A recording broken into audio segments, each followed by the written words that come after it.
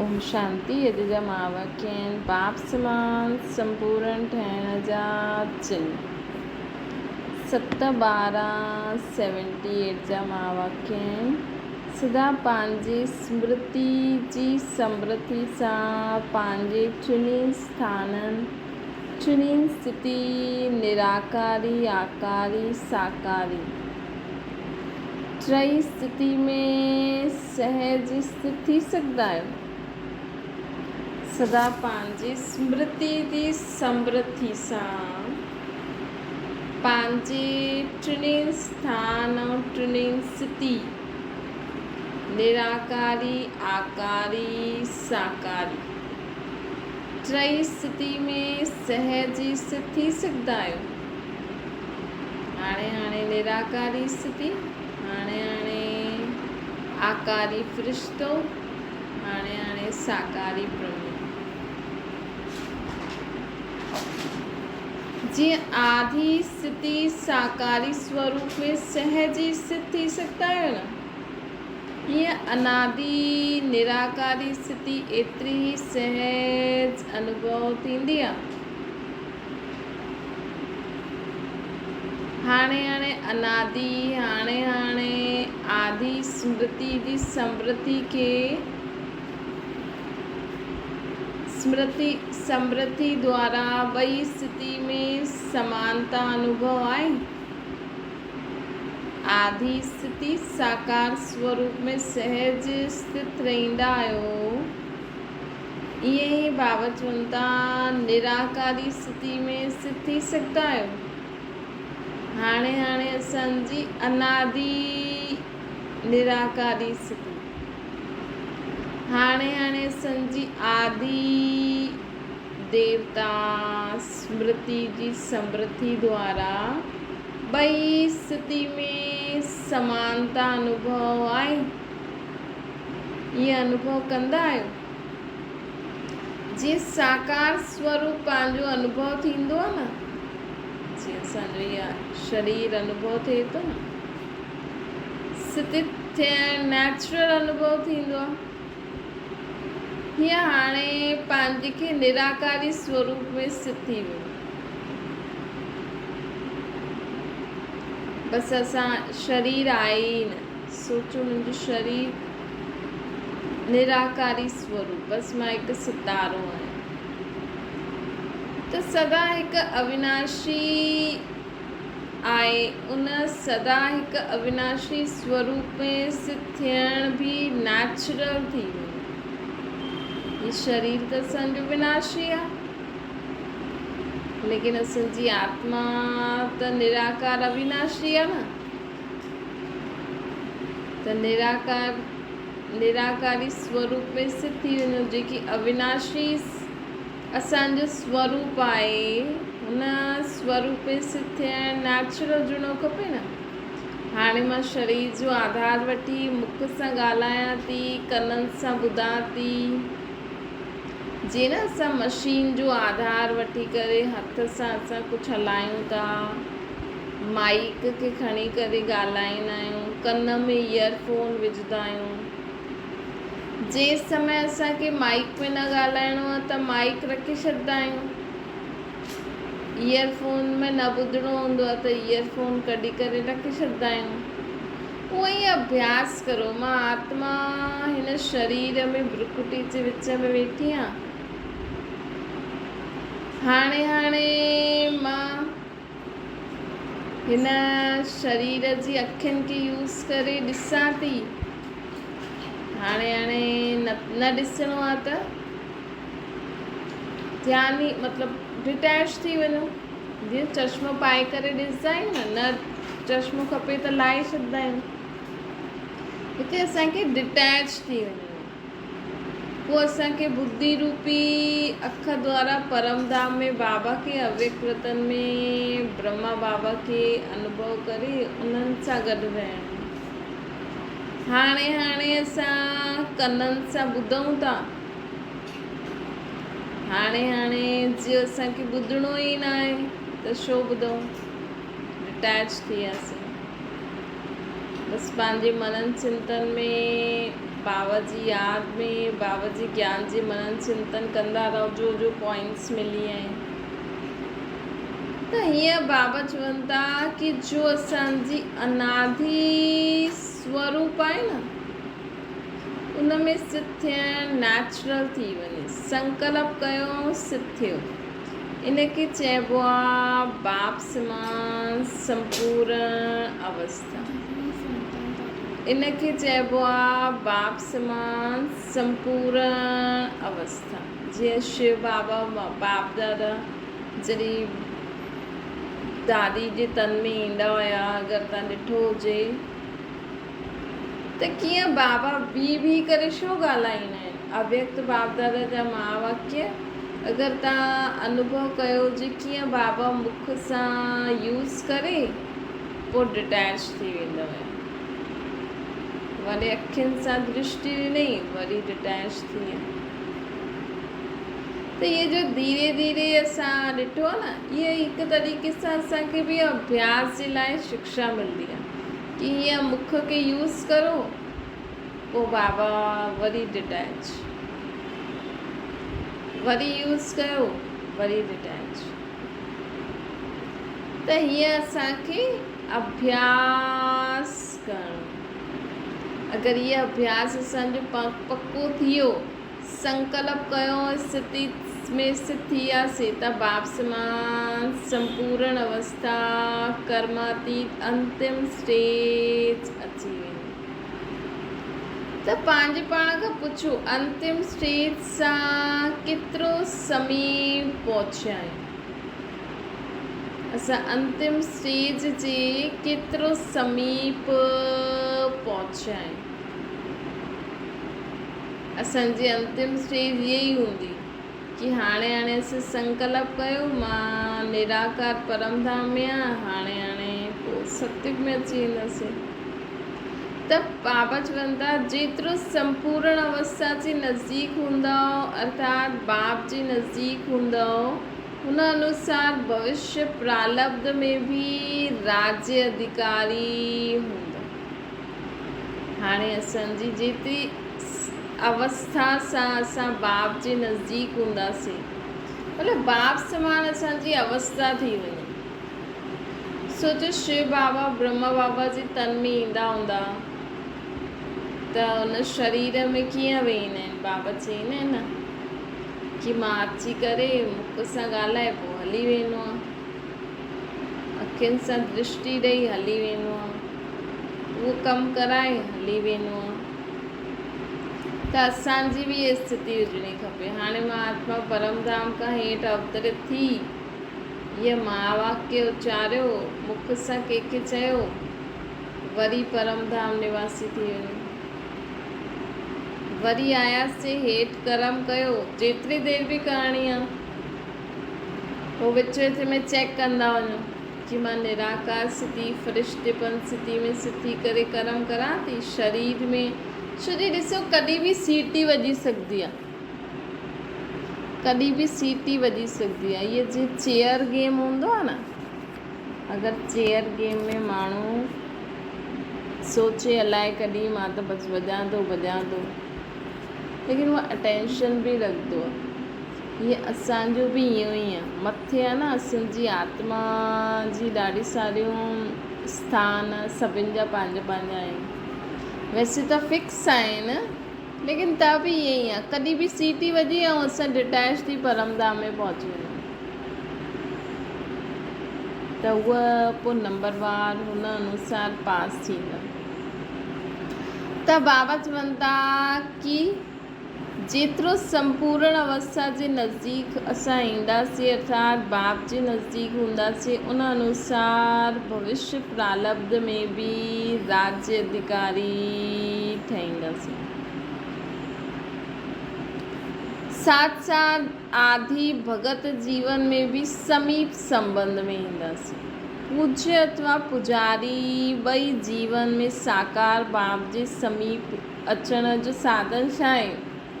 ज़रूरी न जे माण्हू साकार में बाप दादा सां मिलिया हुया उहा ब्रह्मा बाबा जे नज़दीक हूंदा, सतयुग में ऐं द्वापर युग में। हाणे बि जो आत्मायूं पंहिंजे पाण खे ब्रह्मा बाबा जी कदम त पिया ई आहिनि, किताबियूं बि आहिनि न, जीवन कहानी बि आहे। कोई चए कि न टीवी में कोई एक्टर खे ॾिसंदा आहिनि, ॿुधंदा आहिनि कि उन एक्टर सां गॾु घर में थोरी रहंदा आहिनि, उन जे बारे में ॿुधंदा आहिनि न, इहो एक्टर हीअं कंदो आहे, हीअं एक्टर हीअं कंदो आहे। पंहिंजे फेवरेट एक्टर जे बारे में पूरी जानकारी वठंदा आहिनि, हुन जी सॼी मूवीज़ ॾिसी करे पोइ हुन अनुसार हलंदा आहिनि। असांखे बि मुख्य एक्टर ब्रह्मा जे बारे में, ब्रह्मा बाबा जे बारे में शिव बाबा ॿुधाईं। ब्रह्मा बाबा जे बारे में सभु कुझु किताबियूं आदि, वीडियो आदि एॾा सारा आहिनि। हाणे बि कोई ॿार अचे नयो ऐं उनखे लगन लॻी वञे ऐं उहो ब्रह्मा बाबा जो सभु कुझु कॉपी करे, त उहो ॿुधायो साकार में मिलण वारे माण्हुनि खां बि अॻियां हली वेंदो न।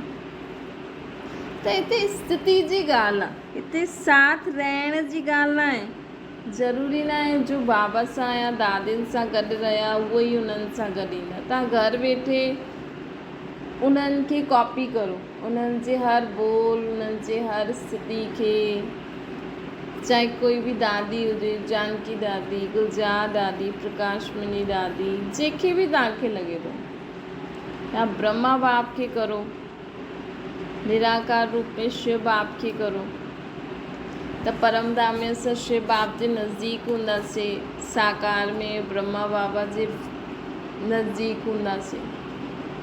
त हिते स्थिति जी ॻाल्हि आहे, संपूर्ण अवस्था जे नज़दीक अर्थात बाप जे नज़दीक हूंदा, उन अनुसार भविष्य प्रारब्ध में बि नज़दीक हूंदा, भक्ति में बि असां भगत जीवन में बि बाबा जे समीप संबंध में हूंदासीं। हुनजी निशानी आहे न, ॾिसो असां सिंधी, असां पंहिंजो जे ब्रह्मा बाबा बि सिंधी हुया न, असां बि सिंधी आहियूं।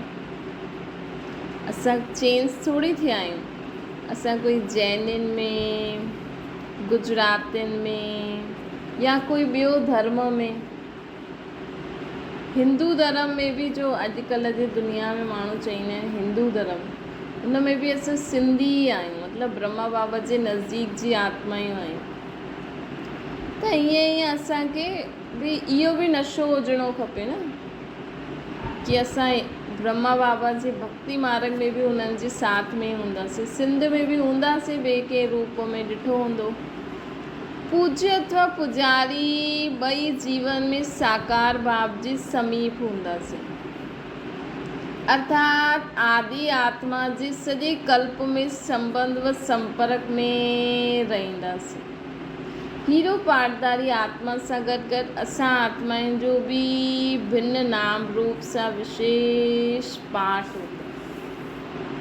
त इहो बि नशो हुजणो खपे असांजो, कि असांजो हीरो पाठ जंहिंमें जेको हीरो पाठदारी आहे, असां हुन जी बिरादरी जा ई आहियूं न, हुन जी अंत में बि उन्हनि जी बिरादरी जा ई त आहियूं न। हाणे जी संपूर्ण स्थिति जे नज़दीक सां अर्थात बाप दादा जी समीप, बाबा चवनि था हाणे जी संपूर्ण स्थिति जे नज़दीक सां अर्थात बाप दादा जी समीपता जे आधार ते सॼे कल्प में समीपता जो आधार आहे। त हाणे असांखे जेका हाणे बाप दादा जे समीप हूंदा न, गुणनि में, विशेषताउनि में, स्थिति में, उहे सॼे कल्प में समीप हूंदा। हिन करे जेतिरो चाहो ओतिरो पंहिंजे कल्प जी प्रारब्ध ठाहींदा, जेतिरो चाहो पंहिंजे पूरे कल्प जी। सिर्फ़ु ईअं न सोचो बसि असां सत्य त्रेता में त अची वेंदासीं बसि, लेकिन बाबा असांखे छा ऑफर था करनि कि असां पूरे कल्प जी प्रारब्ध हाणे ई ठाहे सघंदा आहियूं।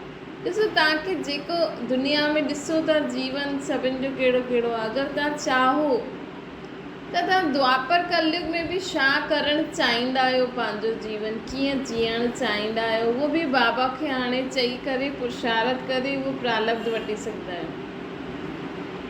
बाबा मां त द्वापर युग में बि जॾहिं विकारी दुनिया भक्ति शुरू थींदी त मां ईअं जीवन जीअणु चाहींदो आहियां या चाहींदी आहियां, त असां उन जो बि वरसो वठी सघंदा आहियूं। हिन करे चाहो जेतिरो चाहो ओतिरो पंहिंजी कल्प जी प्रारब्ध ठाहियो। समीपता जो आधार आहे श्रेष्ठता। बाबा जी असां समीप सदा रहूं, हुन जो आधार आहे श्रेष्ठता, अर्थात संकल्प बोल कर्म बाप समान। श्रेष्ठता जो आधार पंहिंजी मर्ज़ी व जन्म में विशेष 2 ॻाल्हियुनि खे चेक करो। अगरि तव्हांखे श्रेष्ठता तव्हां में धारण करणी आहे त हुन जो आधार आहे हिकु त सदा उपकारी रहो, ॿियो आदि खां हाणे ताईं सदा बाल ब्रह्मचारी रहो। मतिलबु जॾहिं खां तव्हां ज्ञान में आया आहियो न, तॾहिं खां त सदा ई सर्व ते उपकार कंदा वञो। ॿियो आहे बाल ब्रह्मचारी रहो। जॾहिं असां में इहे 2 विशेषतायूं हूंदियूं त असां में छा ईंदी? श्रेष्ठता ईंदी। श्रेष्ठता ईंदी त असां बाप दादा जे समीप रहंदा, हर हिक ते उपकार कंदा हलूं न। कंहिंजे मथां बि असांखे घृणा भाव न, चाहे कोई केतिरो बि तव्हांजे अगेंस्ट हुजे, त बि असांजे मन में इहे ई संकल्प उथणो खपे कि उन जो बि कल्याण थिए, उनखे बि सही रास्तो नज़र अचे। मर्जी व जीवन जे आदि काल सां अर्थात बाल काल सां हाणे ताईं सदा ब्रह्मचारी, सदा ब्रह्मचारी। ब्रह्मचारी जीवन अर्थात ब्रह्मा बाप समान पवित्र जीवन। जेके ब्रह्मचारी चओ या ब्रह्मचारी चओ, आदि का अंत ताईं अखंड रहनि।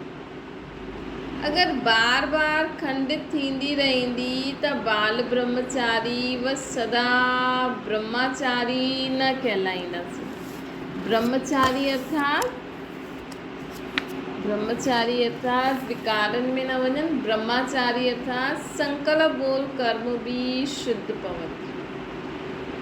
कहिड़ी बि प्रकार जी पवित्रता अर्थात स्वच्छता खंडन थी त परम पूजनीय न ठही सघंदासीं। अगरि परम पूजनीय ठहिणो आहे त कहिड़ी बि प्रकार सां असांजी पवित्रता खंडित न थियणी खपे। बाप समान न थियण जे कारण समीप संबंध में बि न अची सघंदासीं। हिन करे श्रेष्ठता जो आधार आहे, समीपता जो आधार आहे बाल ब्रह्मचारी अर्थात सदा ब्रह्मचारी, जंहिंखे ही फॉलो फादर चइबो। त अगरि तव्हांखे बाप समान बाबा सां गॾु, ब्रह्मा बाबा सां गॾु भक्ति में बि रहणो आहे, भक्ति में बि पहिरियों शिव जी पूजा ब्रह्मा बाबा ई कंदा। ॾिसो अंत ताईं बि ब्रह्मा बाबा हेॾे होॾे न भटकिया, नारायण ताईं रहिया। शिव जा बि हुया पुजारी, नारायण जी बि भक्ति कंदा हुया। त अगरि असांखे बि अहिड़ो जीवन खपे, असां बि अहिड़े वेड़े जॻह भटकूं न त माण्हू ॾिसो केॾा भटकिया आहिनि। भले ब्रह्मा बाबा गुरू कई, लेकिन त बि बाबा नारायण खे ॾाढो मञंदा हुया। त अगरि असांखे बि अहिड़ो जीवन खपे, अंत ताईं बि असां द्वापर कलयुग में बि हेॾे होॾे न भटकूं, त माण्हू अॼु ॾिसो केॾा भटकल आहिनि। त असांखे हाणे खां ई छा मुख्य धारणा करणी आहे? जॾहिं खां असां बाबा जा ठहिया आहियूं तॾहिं खां असांखे पवित्रता जो पूरो पालन करणो। न। ऐं ब्रह्मचारी ऐं ब्रह्मचारी मतिलबु संकल्प बोल कर्म बि शुद्ध पवित्र। त पंहिंजे खे चेक करो, अखंड आहियूं। अखंड रहण वारनि खे सर्व प्राप्ति बि अखंड अनुभव थींदी। जे अगरि असां में धारणाउनि में खंडित न आहियूं त असांखे जो सुख शांति प्रेम आनंद जी प्राप्ति थिए थी न, उहो बि अखंड थींदी, खंडित न हूंदी, सदा अखंड प्राप्ति थींदी। खंडित पुरुषार्थनि खे प्राप्ति बि अल्पकाल जी अनुभव थींदी आहे। पंहिंजो रजिस्टर चेक करो, सदा साफ़ रहियो। कहिड़े बि प्रकार जे दाग सां रजिस्टर खे ख़राब त न कयो। कहिड़े बि प्रकार जे दाग सां रजिस्टर खे असां ख़राब त न कयो। चाहे मन में कंहिंजे लाइ संकल्प, चाहे बोल, चाहे कर्म, कहिड़े बि रीति सां असांखे ख़राब न करिणो आहे। सदा ब्रह्मचारी अर्थात संकल्प में भी कंहिं प्रकार जी अपवित्र वृत्ति खे चंचल न ठाहे। संकल्प ईंदा लेकिन असांजी वृत्ति चंचल न थिए, असांखे उहो संकल्प प्रभाव न करे। जीअं सम्झो असांखे नक में खुशबू अचे थी लहसुन प्याज जी, प्याज जे पकोड़ा या काथे प्याज अहिड़ी कोई भाॼी ठहे थी जंहिंमें जीअं न ॿाहिरि वेंदा आहियूं या घर में बि अगरि असां न खाईंदा आहियूं बाक़ी खाइनि था त असांखे नक में त उनजी स्मेल ईंदी, लेकिन असांजी संकल्प में न अचे कि अरे मूंखे उहो खाइण जी इच्छा थी थिए, केॾी सुठी हुई पर मां हाणे खाई न सघंदो आहियां, मां हाणे खाई न सघंदी। असांखे उहा स्मेल बि अचे, असां तुरंत बाबा खे यादि करे न, उहो बि असांजी वृत्ति खे चंचल न करे। मतिलबु असांजी इच्छा ई न थिए, असांखे उहो नापसंद बि मतिलबु ध्यानु ई न ॾियूं। जीअं बाबा चई न, निंदा स्थिति मान अपमान जय पराजय ठंडी गर्मी में समान स्थिति। अगरि स्मेल अचे थी त बि असां पंहिंजी बाबा जी यादि में मस्तु आहियूं, नथी अचे त बि मस्तु आहियूं। त ईअं ई अपवित्रता जा जेका संकल्प हूंदा आहिनि, सीन हूंदा आहिनि, असां हिन दुनिया में रहंदा आहियूं त उहो सभु कॾहिं ॾेखारे में ॾियनि, कॾहिं ॿुधऊं त असांजी वृत्ति बि चंचल न थिए, असांजे सपने में बि उहा ॻाल्हि न अचे। पहिरीं हार वृत्ति जी चंचलता आहे, पोइ दृष्टि कृति जी चंचलता थींदी। पहिरियों असांजी वृत्ति चंचल थींदी आहे, पोइ दृष्टि ऐं कृति जी चंचलता थींदी। त वृत्ति में असांखे बिल्कुलु अपवित्रता असां ख़ुदि ई छॾियो आहे न, असां त पहिरियों खां इंतज़ारु पिया करूं। अपवित्रता में सभु अची वियो, व्यर्थ संकल्प बि अची वियो। त जॾहिं जो चीज़ असांखे खपे ई न त उहा असांजी वृत्ति खे बि कीअं चंचल करे सघे। वृत्ति जी चंचलता रजिस्टर खे दागी ठाहे छॾंदी। हिन करे वृत्ति सां बि सदा ब्रह्मचारी हुजिणो, वृत्ति सां बि सदा ब्रह्मचारी। अॼु बाप दादा ॿारनि जे हिन रजिस्टर खे ॾिसनि पिया कि केतिरा ॿार सदा ब्रह्मचारी आहिनि, केतिरा ॿार सदा ब्रह्मचारी आहिनि ऐं केतिरा ब्रह्मचारी आहिनि। बाल ब्रह्मचारी जो महत्व हूंदो आहे न, बाल ब्रह्मचारी वर्तमान समय बि पूज्य आहिनि अर्थात श्रेष्ठ आहिनि। बाप दादा बि अहिड़े ॿारनि खे पूज्य ॿारनि जे रूप में ॾिसंदा आहिनि। बाप दादा बि अहिड़े ॿारनि खे जेका अहिड़ा बाबा जा जेका अहिड़ा ॿार आहिनि उन्हनि खे बाबा पूज्य जे रूप में ॾिसंदा आहिनि। विश्व जे अॻियां बि हाणे अंत ताईं पूज्य जे रूप में प्रत्यक्ष थींदा आहिनि। बाप जे अॻियां पूज्य प्रसिद्ध थियण वारा सदा समीप संबंध में रहंदा आहिनि। हाणे जेकी ब्रह्मण आत्मायूं बाबा जे अॻियां पूज्य जे रूप में प्रसिद्ध आहिनि न, वो सदा ही परमधाम में भी बाबा जे समीप, साकार दुनिया सत्युग सां वठी करे अंत ताईं भी ब्रह्मा बाप जे समीप रही। अहिड़ो पंहिंजो रजिस्टर ॾिसणो आहे बाबा चवनि था। ॿी ॻाल्हि, परोपकारी हिन जो भी विस्तार ॾाढो आहे। परोपकारी ऐं गुह्य आहे। इन जो विस्तार स्वयं सोचजो। बाबा चई न, ॿ चीज़ूं हुजणियूं खपनि, हिकु त उपकारी, ॿियो ब्रह्मचारी। त बाबा चवनि था परोपकारी हिन जो भी विस्तार ॾाढो आहे। मतिलबु ॿियनि ते असां उपकार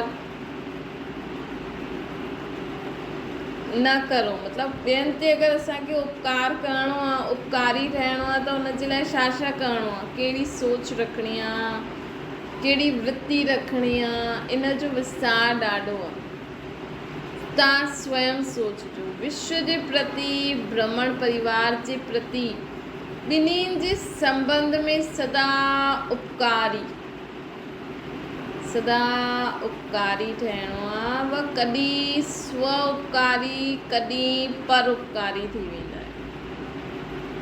त असांखे स्व ऐं सर्व जे प्रति सदा उपकारी ठही करे हलणो। वास्तव में परोपकार स्व उपकार। वास्तव में परोपकार स्व उपकार। हिन रीति सां हिन ॻाल्हि में भी पंहिंजो रजिस्टर चेक करणो। पोइ बाप दादा ॿुधाईंदा, सम्झो। त अॼु असांखे छा करिणो आहे, चेक करिणो आहे कि आदि खां अञा ताईं मां ब्रह्मचारी रही आहे। मां आदि खां हाणे ताईं सर्व ते उपकार कयो आहे। उन हिसाब सां असांजे पूरे कल्प जो भाग्य असां ठाहियूं था ब्रह्मा बाबा सां गॾु। सदा पंहिंजे आदि स्वरूप में सहज स्थित थियण वारा। अनादि निराकार, आदि साकार। सहज स्थित थियण वारा, सदा स्वच्छ ऐं स्पष्ट रहण वारा पूज्य आत्मायूं सॼे कल्प में समीप संबंध में अचण वारी आत्मायूं, परमधाम में भी समीप, पूरे कल्प में भी समीप। सदा ब्रह्मचारी ॿारनि खे बाप दादा जो यादि प्यार ऐं नमस्ते। ओम शांति। बाप दादा की यादि करो। बाबा टीचर्स सां ॻाल्हाइनि था। टीचर्स खे विशेष लिफ्ट आहे, छो जी टीचर्स जो कमु ई आहे सर्व आत्माउनि खे मार्गदर्शन कराइण। त अगरि तव्हां बि कंहिंखे ज्ञान ॾींदा हूंदव, तव्हां बि कंहिंखे बाबा जे श्रेष्ठ मत जे बारे में ॿुधाईंदा हूंदव, त तव्हां बि कंहिंखे मार्गदर्शन कंदा हूंदव न। त मार्गदर्शन कराइण वारो टीचर हूंदो आहे। त ज़रूरी न आहे जेका मुरली ॿुधाइनि उहे ई टीचर्स आहिनि। तव्हां बि अगरि कंहिंखे ज्ञान ॾींदव, कंहिंखे थोरो सम्झाईंदव, कंहिंखे बाबा जे श्रेष्ठ मत अनुसार, ज्ञान अनुसार सही राह ॾेखारींदव, त तव्हां बि केरु थी वियो, टीचर थी वियो। त ॾींहुं राति हिकु ई लग्न में रहण वारा, हिक जी ही यादि ऐं हिकु ई कार्य आहे। जो सेंटर्स में रहण वारी दीदियूं आहिनि, हुननि जो त ॾींहुं राति हिक जी यादि, हिक जो ई कार्य आहे। त हिन सां हिकु स्थिति सहज ठही सघंदी आहे न। घर गृहस्थी में पोइ उन्हनि खे घर गृहस्थी जा ॾाढा कम बि हूंदा आहिनि जो पंहिंजी भले ई न सम्झो, भले ई ट्रस्टी रहो, लेकिन त बि उन्हनि खे अज्ञानियुनि जे संबंध संपर्क में अचिणो पवंदो आहे न, त थोरो पुरुषारथ करिणो पवंदो आहे। गृहस्थनि खे पुरुषारथ करिणो पवंदो कि सदा ई घर गृहस्थी में रहंदे हुए बि असां इहे ई सोचूं कि इहो बाबा जो ई आहे, मां पंहिंजी गृहस्थी नथी हलायां, इहा बाबा जे ॿारनि जे लाइ करां थी। लेकिन जेका सेंटर ते रहंदा आहिनि हुननि खे त ईज़ी आहे न, छो जी हुननि जो त आहे बि बाबा जो घरु आहे, सॼो ॾींहुं बाबा बाबा, बाबा जो घरु, बाबा जे लाइ भोग, बाबा जी मुरली, बाबा जी सेवा।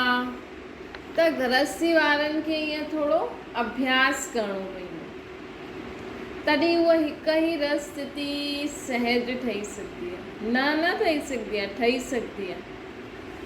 हिक जी ही लग्न में रहण सां सहज मंज़िल जो अनुभव थींदो आहे। हिकु आहे त सहज मार्ग थी वियो न, सेकेंड में स्विच ऑन कयो ऐं मंज़िल ते पहुची वियासीं। असां सेकेंड में स्विच ऑन कयो ऐं मंज़िल ते पहुची वियासीं। सोचो स्वरूप थी वियो, इहा लिफ्ट आहे, त टीचर्स खे इहा लिफ्ट आहे। गृहस्थनि खे थोरो पुरुषारथ करिणो पवंदो, उहो बि ख़ुदि खे गृहस्थी न सम्झनि, ख़ुदि खे ब्रह्मा कुमार कुमारी सम्झनि ऐं ख़ुदि जे घर खे घर न ख़ुदि जो न सम्झनि, भले ई सभु अज्ञानी बि आहिनि। ॾिसो हिकु ॻाल्हि ॿुधायो, बाबा जे घर में बि कई माण्हुनि जो अहिड़ो स्वभाव संस्कार हूंदो आहे जो अञा ताईं परिवर्तन न थियो आहे, है न। त जीअं कलयुगी दुनिया में माण्हुनि जो आहे, त हूअं ई बाबा जे घर में बि कई ॿारनि जो, छो जी विया त कलयुगी दुनिया में आहिनि न, त भले उहे सफ़ेद कपिड़ा पाइनि था, भले ई मुरली ॿुधनि था, अमृत वेलो करनि था, लेकिन हुननि जा बि त अहिड़ा स्वभाव संस्कार कई आहिनि जो अञा ताईं कलयुग जा ई आहिनि, परिवर्तन न थियो आहे। त उअं ई तव्हांजे घर में बि तव्हांजा जेका ॿार ऐं संबंधी जो आहिनि, एॾा त बुरा स्वभाव संस्कार न हूंदा न, हा कुझु हिकु हूंदो, त असां उन्हनि खे उन दृष्टि सां छो ॾिसूं।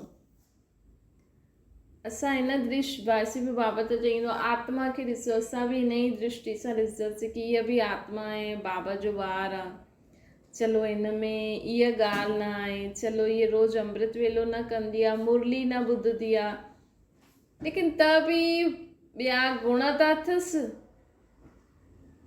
न। त हिन करे असांखे इहो अभ्यास करण सां असांजी बि उहा हिकु स्थिति थी सघंदी आहे।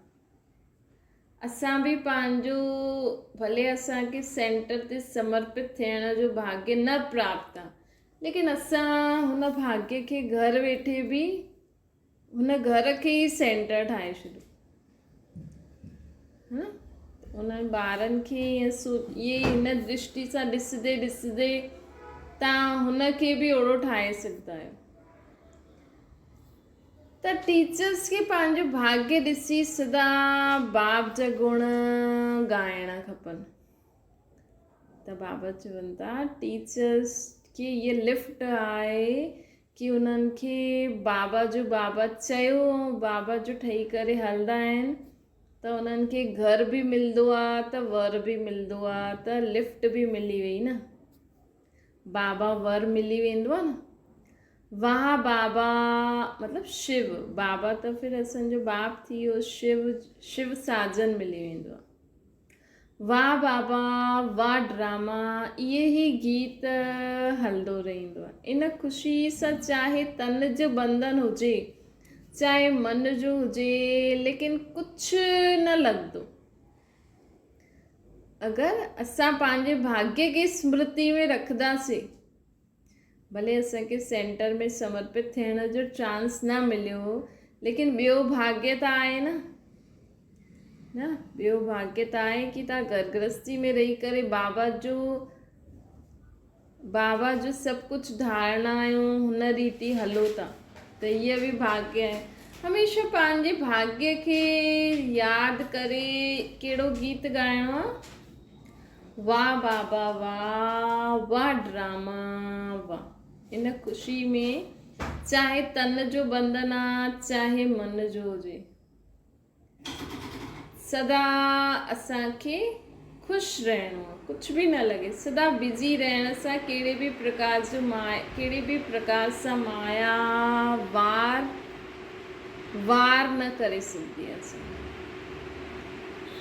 अगरि असां सदा बिज़ी रहंदासीं त कहिड़े बि प्रकार सां माया असां ते वार न करे सघंदी आहे।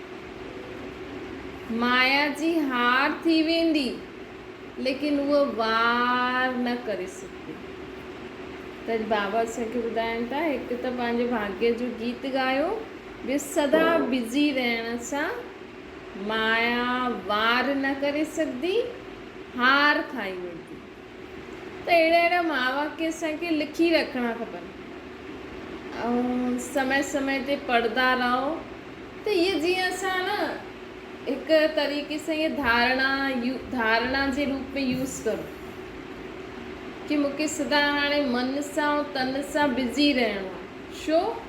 ताकी मूंखे माया वार न करे सघे, माया हार खाई वञे। ॿी बाबा हाणे पार्टियुनि सां मिलनि था। पार्टी में आहे समीप आत्माउनि जे लाइ पुरुषार्थ बि हिकु मनोरंजन जो साधन आहे। जेके बाबा जे समीप हूंदियूं आहिनि आत्मायूं, उन्हनि जे लाइ पुरुषार्थ बि हिकु मनोरंजन थी वेंदो। ब्रह्मा बाप जी जो पहिरीं विशेषता आहे नष्टो मोह, जंहिंजे आधार ते सदा स्मृति स्वरूप ठहिया। त ईअं फॉलो फादर कंदा आहियो। इन विशेषता सां असां शिव बाप जे समीप आत्मा ठही वेंदासीं। स्वयं जीव सर्व सां नष्टो मोह, बाबा चवंदा स्वयं सां सर्व सां नष्टो मोह। स्वयं सां बि नष्टो मोह थी वञे। हिन शरीर में बि असांखे मोह न रखणो आहे। जीअं न गाॾी या कोई मशीन एॾी ख़राब थी वेंदी आहे त बि असांखे सिर्फ़ु लॻंदो आहे अरे हिन सां कीअं बि करे कमु कढो हाल फ़िलहाल त। भले मोह न हूंदो आहे लेकिन कमु कढणो हूंदो। ईअं ई असांखे बि छा ठहिणो आहे, नष्टो मोह ठहिणो आहे। स्वयं सां सर्व सां नष्टो मोह ठहिणो आहे। हिन करे समीप आत्माउनि खे सहज जी सर्व प्राप्तियूं थींदियूं। समीप आत्माउनि खे सहज जी सर्व प्राप्ति छो थींदियूं? छोजो मोह सभिनि सां नष्ट थी वेंदो न। त असां अगरि बाबा असांखे सर्व शक्ति ॾेई छॾे त असां पंहिंजे ॿारनि में ई उन्हनि खे यूज़ कंदा रहूं, है न। पोइ त असां लेकिन बाबा जी शक्तियूं त सर्व जे लाइ आहे न। अॼु बाबा तव्हांखे सभु शक्तियूं ॾेई छॾे, तव्हां सिर्फ़ु पंहिंजे ॿार ऐं पंहिंजे संबंधियुनि जे लाइ यूज़ कंदा रहो, ॿियनि जो नुक़सानु कंदा रहो, त हीअं त न थींदो। त इन करे बाबा चईंदा आहिनि जॾहिं तव्हांजो सभिनि मां मोह ख़तमु थींदो न, शरीर मां बि, तॾहिं असांखे सर्व प्राप्तियूं थी वेंदियूं। पुरुषार्थ बि हिकु खेल अनुभव थींदो, मुश्किल न। पुरुषार्थ करण बि हिकु मनोरंजन आहे। पुरुषार्थ करण बि हिकु मनोरंजन आहे। वैसे कोई हिसाब करो ऐं मनोरंजन रीति सां हिसाब करो त फ़र्क़ु पइजी वेंदो। त समीप आत्माउनि खे पुरुषार्थ मनोरंजन अनुभव थींदो। त बाबा जे असां जेतिरो नष्ट मोह थी वेंदासीं ओतिरो बाबा जे समीप ईंदा वेंदासीं, ओतिरो असांखे पुरुषार्थ बि छा लॻंदो, हिकु मनोरंजन। जीअं खेल कंदा आहियूं न, जीअं बाबा अॼु अगरि असांखे चई कि इहे पुरुषार्थ करो कि कोई बि ॻाल्हि तव्हांखे प्रभावित न करे सघे, तव्हांखे डिस्टर्ब न करे सघे, अगरि असां बाबा जे समीप आत्मा हूंदासीं, अगरि असांखे कहिड़ी बि चीज़ सां आकर्षण या ईअं कुझु न हूंदो त सम्झो अॼु पाणी हली वियो, लाइट हली वई, चीजियूं हली वियूं, त असां डिस्टर्ब थींदासीं? छो जे असां त बाबा जे समीप आत्मा, त बाबा यादि ईंदो ई सही। त तुरंत लाइट हली वई, पाणी हली वई, तुरंत असांखे यादि ईंदो कि हा बाबा त ईअं चयो ई त हिन में असां डिस्टर्ब छा थियो। यही त पुरुषार्थ करिणो आहे न, कुझु बि थी वञे लेकिन असांखे डिस्टर्ब न थियणो, त मनोरंजन थी वेंदो न। समीप आत्माउनि जी मुख्य निशानियूं आहिनि आदि खां अंत ताईं मुश्किल जो अनुभव न कंदा आहिनि।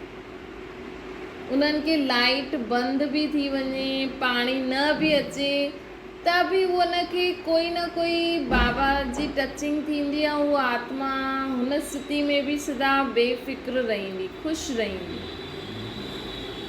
ॿी पार्टी सां बाबा ॻाल्हाइनि था। सफलता जो आधार आहे साक्षी ऐं साथीपन। सफलता जीवन में कॾहिं मिलंदी? जॾहिं असां साक्षी थी वेंदासीं, हर हिकु चीज़ खे पंहिंजो सम्झी करे न, ड्रामो सम्झी करे ॾिसंदासीं, बाप सां गॾु रहंदासीं, त असांखे जीवन में सफलता मिलंदी। साक्षी थी करे ॾिसो, नल में पाणी नथो अचे, बाबा सां गॾु ॾिसो त जेतिरो कमु करे सघंदा आहियूं ठीकु आहे, न त फ्री थी वियासीं न। फ्री थी वियासीं त पुरुषार्थ करो, कोई न कोई मुरली खणी करे पढ़ो, बाबा खे यादि करणु वेही रहो, या कुझु न कुझु बाबा सां वॉक करो, या ॿियो कुझु बाबा सां कमु करो जो तव्हांखे करिणो हुजे, न। फ्री थी वियो, पाणी न ईंदो त रोटी बि घटि ठहींदी, सफ़ाई बि घटि थींदी, हेॾा वॾा जो पाणी जो जेको कमु आहे उहो बि घटि थी वेंदो, त टाइम बची वियो त हुन टाइम बचल में असां ॿियो कुझु कमु करे वठूं था। त हीअं असां समय खे सफ़ल करे वठंदासीं। संकल्प वेस्ट न थींदा, न त माण्हू हिन में ई वेस्ट करे, रे पाणी नथो अचे, मूंखे हीअं ठाहिणो आहे, उहो ठाहिणो आहे, हीअं करिणो आहे। त साक्षी ऐं साथीपन जो अनुभव कंदा त सफलता थींदी। सदा पंहिंजे खे बाप जे साथी सम्झी करे हलंदा आहियो। अगरि साथीपन जो अनुभव हूंदो त साक्षीपन जो अनुभव बि थींदो। अगरि बाप सां गॾु रहंदासीं न असां बुद्धि बल द्वारा, त नल में पाणी नथो अचे, असां हुनखे साक्षी थी करे ॾिसंदासीं। ईअं न ॾिसंदासीं अरे पाणी नथो अचे, न। जीअं त मां ऐं बाबा ॾिसूं था, अच्छा नल में पाणी नथो अचे, चलो ठीकु आहे। अगरि साथीपन जो अनुभव हूंदो त साक्षीपन जो अनुभव थींदो। छो जी बाप जो साथ थियण जे कारण, जीअं बाप साक्षी थी करे पाठ वॼाईंदा आहिनि न, उहा असां बि साक्षी थियण जे कारण, साथी थियण जे कारण साक्षी थी वेंदासीं। असां ईअं न सोचंदासीं अरे हाणे मुंहिंजे घर जो कमु कीअं थींदो, हाणे मां रोटी कीअं ठाहींदमि, हाणे मां बासण कीअं धोईंदमि, हाणे मां घर जो कमु कीअं कंदमि, या बारिश पइजी वई हाणे मां धंधे ते कीअं वेंदमि, हाणे मां ईअं कीअं कंदमि। बाबा सां गॾु, बाबा बारिश थी पए, त बाबा तुरंत तव्हांखे बुद्धि में कोई ॻाल्हि टच कंदा। त ॿई ही अनुभव कंदा आहियो, अकेला न, लेकिन सदा सर्वशक्तिवान सां गॾु आहियो। जाते साथ आहे हुते सफलता स्वतः ही आहे। सफलता अर्थात असां सॼो ॾींहुं पंहिंजे समय खे, संकल्प खे वेस्ट न कंदासीं, उनखे बि सफल कंदासीं। हिकु मिनट होल्ड कजो। त बाबा असांखे चवनि था कि साथी ऐं साक्षीपन सां सफलता आईसीं। त ॿई ही अनुभव कंदा आहियो, साथी बि ऐं साक्षी बि। अकेला न थियो, लेकिन सदा सर्वशक्तिवान सां गॾु आहियां। जाते साथ आहे हुते सफलता त स्वतः ही आहे। वैसे भी भक्ति में भी यही पुकार ॾींदा आहियूं कि थोरे समय सां गॾु अनुभव करायो,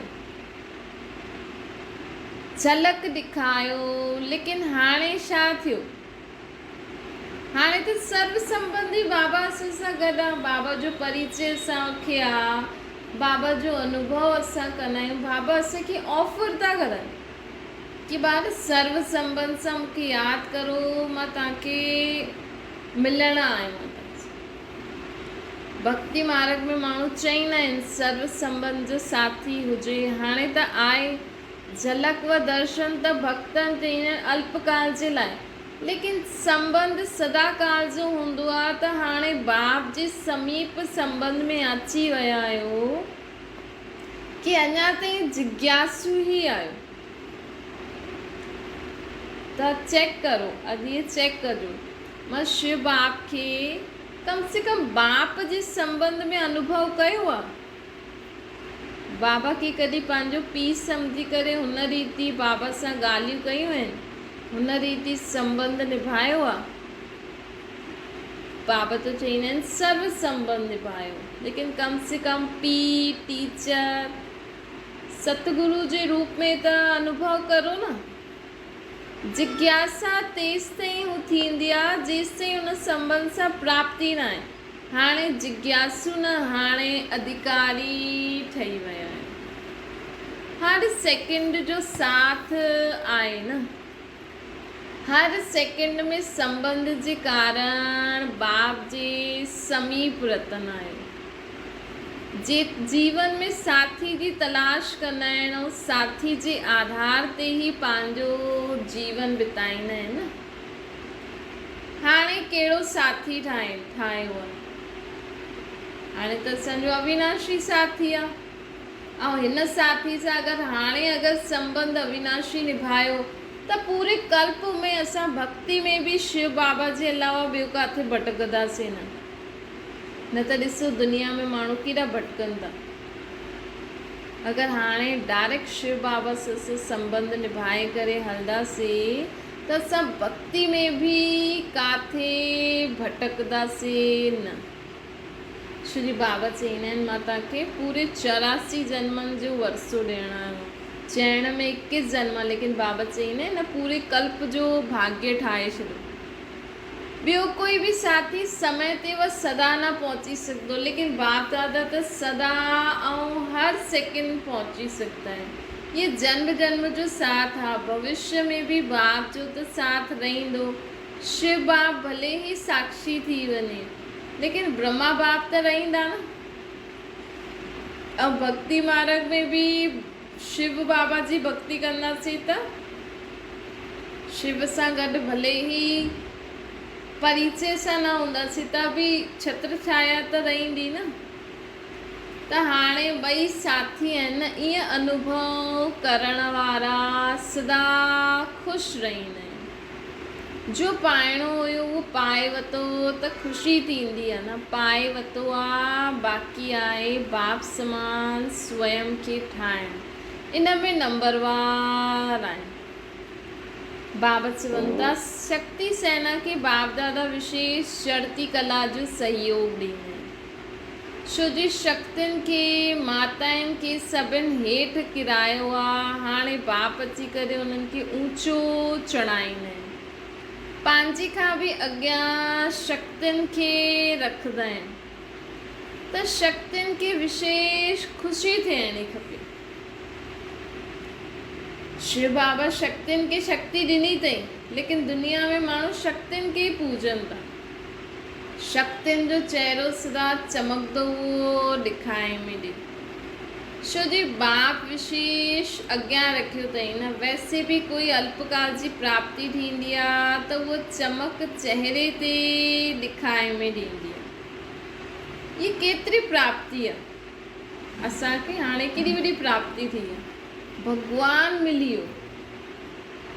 कॾहिं वीचार कजो, एकांत में वेही करे कॾहिं वीचार कजो कि असांखे हाणे केरु मिलियो आहे।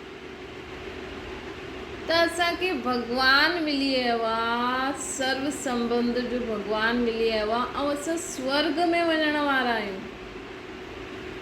त केॾी वॾी प्राप्ति आहे। मातायूं कॾहिं रोईंदियूं त न आहिनि, कॾहिं अखियुनि सां आंसू, कॾहिं अखियुनि में आंसू भरिजंदा आहिनि। चेक कजो अॼु कंहिंजो दुख ॾिसी करे भरिजंदो आहे, भले तव्हांखे दुख न थिए, लेकिन कॾहिं कॾहिं थींदो न कोई असांजे साम्हूं ॾाढो ई रोए थो, ॾाढो ई वीचारो दुखी आहे, त असांखे बि अंदरि भरिजी ईंदा आहिनि।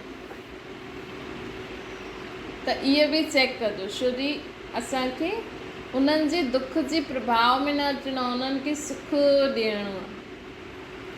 त कॾहिं अखियुनि में आंसू भरिजंदा त न आहिनि। हाणे नैननि में रूहानियत आई आहे, जिते रूहानियत ईंदी हुते आंसू न हूंदा।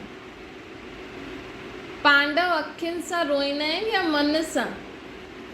पांडव भले अखियुनि सां न रोअनि, लेकिन उहो मन में अंदरि ई अंदरि रोईंदा रहंदा आहिनि। कोई त रोइण छो ईंदो आहे? जॾहिं असां कंहिं ॻाल्हि खे सम्झी नथा सघूं, एक्सेप्ट नथा करे सघूं। हाणे नंढे ॿार खे त असां फटाफट चईंदा आहियूं खिलोनो टुटी वियो त टुटी वियो, छो जी असांखे सम्झ आहे कि उहो टुटण वारो खिलोनो आहे, अॼु न त कल्ह टुटी पवंदो, कोई ॻाल्हि कोन्हे, असां ॿियो वठी ईंदासीं। त ईअं ई वॾा माण्हुनि जे लाइ बि, असांजे लाइ बि, माण्हुनि जे लाइ जो दुख जी ॻाल्हि हूंदी आहे, उनखे त भॻवानु कहिड़ी नज़र सां ॾिसंदा आहिनि कि त दुनिया ई विनाशी आहे। हिन विनाशी चीज़ जे लाइ छा था रोयो? जीअं तव्हां ॿारनि खे सम्झाईंदा आहिनि, ईअं असांजो पीउ, वॾो पीउ असांखे सम्झाए थो, इहे शरीर त नश्वर आहे, इहे ख़तमु थी वियो त तव्हां हिन लाइ रो छो था? इहे पैसा त विनाशी आहिनि, कागज़ जा टुकड़ा आहिनि, इन्हनि जे लाइ छा था रोयो? इन्हनि खे छा आहे? ॾिसो, कागज़ जे टुकड़े जे लाइ केॾी वॾियूं अलमीरा माण्हू ठाहे थो, कागज़ जे टुकड़नि खे संभालण लाइ केॾो माण्हू महिनत थो करे। त बाबा चवनि था पांडव अखियुनि सां रोईंदा आहिनि या मन सां? जॾहिं सुख जा सागर जे साम्हूं आया आहियो त रोइणो किथां आहियो? रोइण अर्थात दुख जी निशानी। सुख जे सागर में समायल हुआ रोईंदा कीअं? अहिड़ी ॻाल्हियूं नोट करे पोइ एकांत में वीचार करो, तॾहिं असांजो सदा जो रोइण बंदि थी वेंदो, मन जो बि त अखियुनि जो बि। कॾहिं दुख जी लहर असांखे स्वप्न में बि न अचे।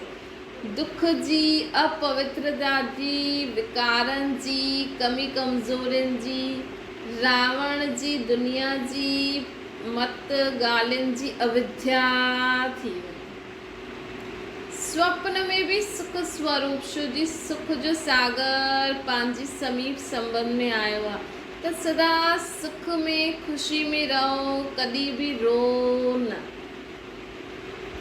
सतयुग में असांजी प्रजा रोईंदी छा? जो हो न राजा छो तो रोए?